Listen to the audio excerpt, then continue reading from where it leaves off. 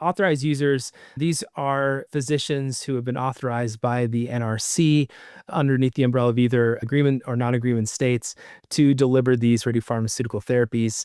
Typically, as a radiation oncologist or a radiologist, most common being a nuclear medicine physician, although a general radiologist as well as interventional radiologists, if they have the appropriate training and accreditation, can do it. Authorized user availability is a really interesting challenge that some areas have because there are cutoffs in terms of training that you had to have and numbers of hours that you had to have. And it's important when you're planning these to open these programs that you look at, what you have been qualified to deliver. Yeah. And you look at your physicians and see what training they might need, if any. Sometimes, and you may have seen this in the U.S. Oncology Network, but sometimes you have an area that you don't have an authorized user, but you have a demand for it. And, when we rolled this out, we started in Salt Lake City, Utah, our most populous, highest population in our entire kind of system. And we quickly found that we had a ton of patients coming from Southern Utah, but we didn't have a program there. And it took quite a bit of effort to get that RAM license going and then an authorized user that could deliver the therapy. And we could only get one authorized user first. And suddenly that program really exploded. And that poor radiation oncologist is just so busy down there. And we're trying to get somebody on the license to help them, but there's a time period that it takes to get physicians on licenses, and he's kind of swamped, right? And so Yeah. there are Yeah. scenarios where authorized user availability can be a hindrance to program development and growth. Yeah. And I think that's very, very similar to what we've seen in our programs as well. For a radiation oncologist, who is an authorized user as well, they can do both external beam radiotherapy and they can supervise a radiopharmaceutical program. And depending on how the program is set up, sometimes they can do both at once, but sometimes they physically need to be in one place to supervise external beam, and they need to be in another place to supervise radiopharmaceuticals. And, that does lead to some difficulties.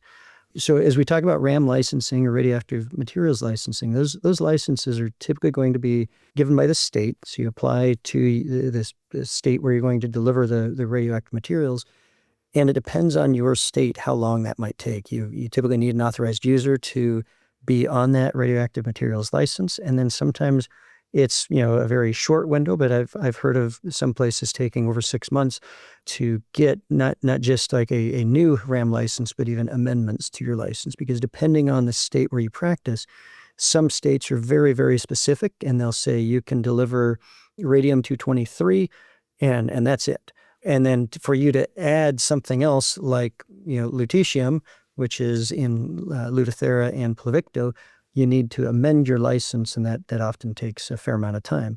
Whereas I've had other states where they say, you are authorized for this amount of activity or this amount of, this number of patients, or I've seen quite a bit of variation on that. And so that's one of the things that groups need to be aware of is as they're getting that radioactive materials license, for therapeutic radiopharmaceuticals specifically, the doses are quite a bit higher than if you've only been doing diagnostic radiopharm. All of a sudden, as you go into the therapeutics, it's going to be different isotopes, which may not be covered by your radioactive materials license, and it's going to be different doses.